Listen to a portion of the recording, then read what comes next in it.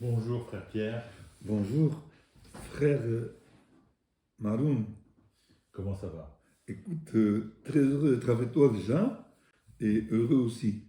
Donc je te laisse la parole pour savoir de quoi Et bien d'abord, tu veux nous que, parler que j'ai aujourd'hui. que j'ai été très, très heureux de voir que nos entretiens que tu retransmets sur YouTube, comment ça a pu aider une personne que j'ai rencontrée hier et qui m'a dit combien ça lui faisait du bien. Et là, j'ai pu mesurer une fois de plus le très grand manque de, de formation la plus basique des, des chrétiens d'aujourd'hui et le très très grand besoin de se rappeler l'essentiel. Surtout euh, tout, ce qui, tout ce qui concerne la présence du Seigneur Jésus. Je me suis rendu compte que il y a très longtemps que je l'ai fait, mais là, d'une manière beaucoup plus profonde que jamais, je me suis rendu compte de, de la terrible, je puis dire, ignorance ou très grand manque de formation par rapport à ce que Jésus nous propose d'essentiel dans l'Évangile. euh, Vivre vraiment en sa présence. Quand on voit tout l'enseignement, on voit bien que tout tourne autour de cette réalité. Et la plupart des chrétiens que je rencontre voient plutôt le côté philosophique que théologique, intellectuel que spirituel. Ça veut dire qu'ils retiennent de l'Évangile un programme dont ils sont absolument sûrs qu'ils sont trop fragiles pour le réaliser. Et cet évangile les effraie plutôt que ne les attire.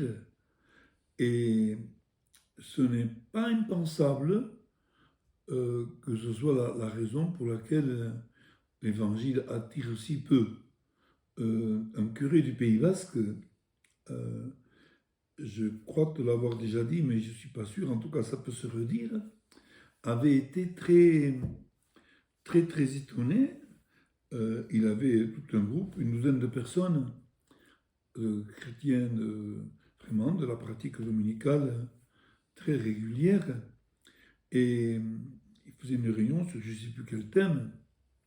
Et le curé demande aux gens, mais euh, quels sont les moments où ça vous arrive de prendre l'évangile euh, dans une question que vous posez, euh, une relation, un discernement, une décision à prendre.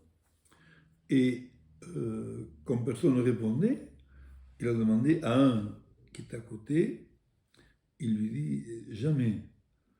Et les 11 autres ont osé dire jamais. Et il leur a dit, mais est-ce que vous avez au moins un exemplaire de l'Évangile du Nouveau Testament? Aucun n'en avait un. Et ça, c'est quelque chose qui est, il est très important de dire parce que c'est, je pense, le très grand manque de notre Église. Le fait qu'il y ait peu de monde à la messe, c'est une chose.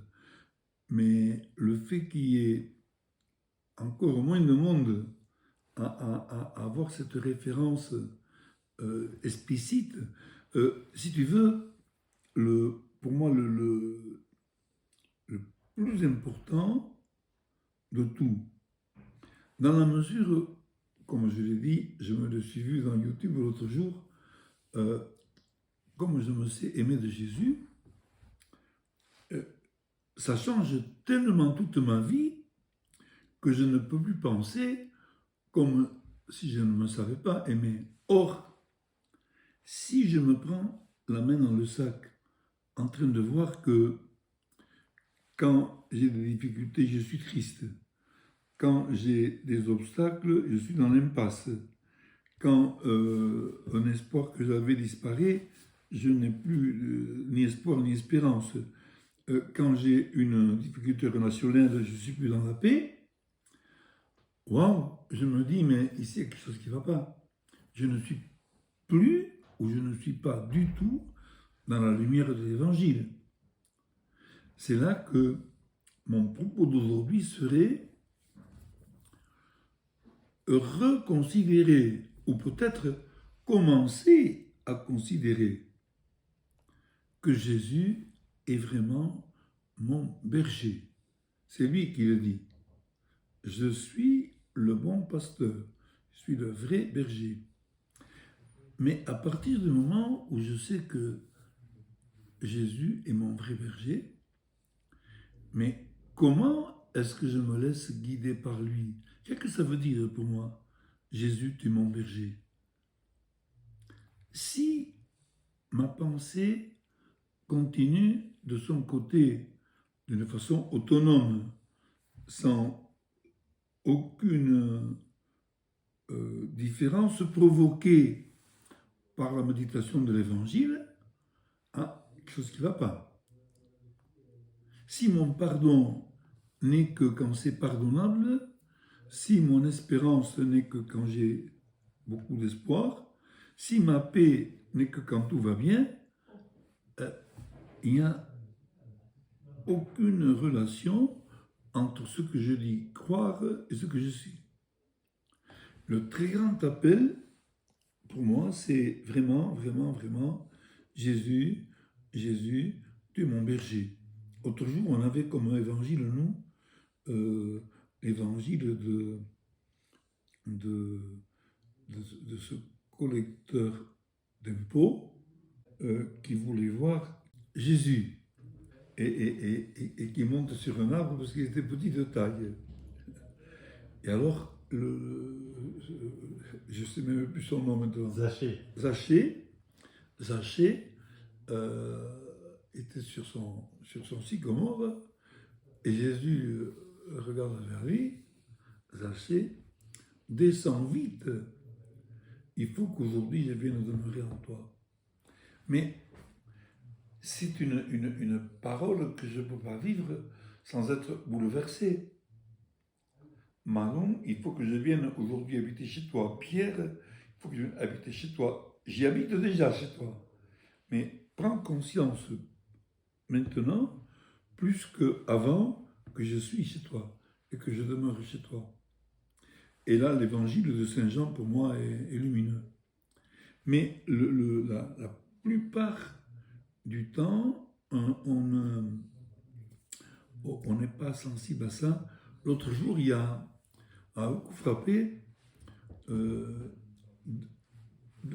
chrétiens, un chrétien et une chrétienne, ont eu l'occasion de se rencontrer, faisant partie d'une même paroisse en Béarn, et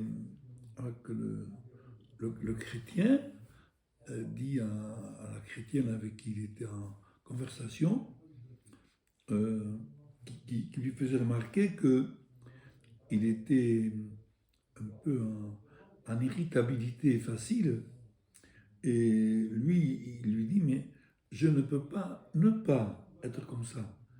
Et l'autre, la dame lui dit, si tu peux, si tu le peux, si tu laisses Jésus te donner un regard nouveau, une force nouvelle dans l'irritabilité que tu as, la personne que tu rencontres, et tu fais le passage avec Jésus de l'irritabilité à l'accueil. Mais je ne suis pas capable d'y arriver. Toi, non. Mais Jésus avec toi, oui. Mais je ne sais pas accueillir Jésus. Eh bien, commence, accueille-le. Je crois que là, nous avons, pour moi, quelque chose qui peut être de l'ordre du CM1 et de l'ordre du doctorat en théologie. Parce que si le docteur en théologie n'arrive pas à ça, il est comme le gars du CM1 ou du CE1. Voilà un peu, moi, ce que je voulais dire d'emblée avec ce que je vis ces jours-ci. Puisque c'est toujours là-dessus que ça se greffe.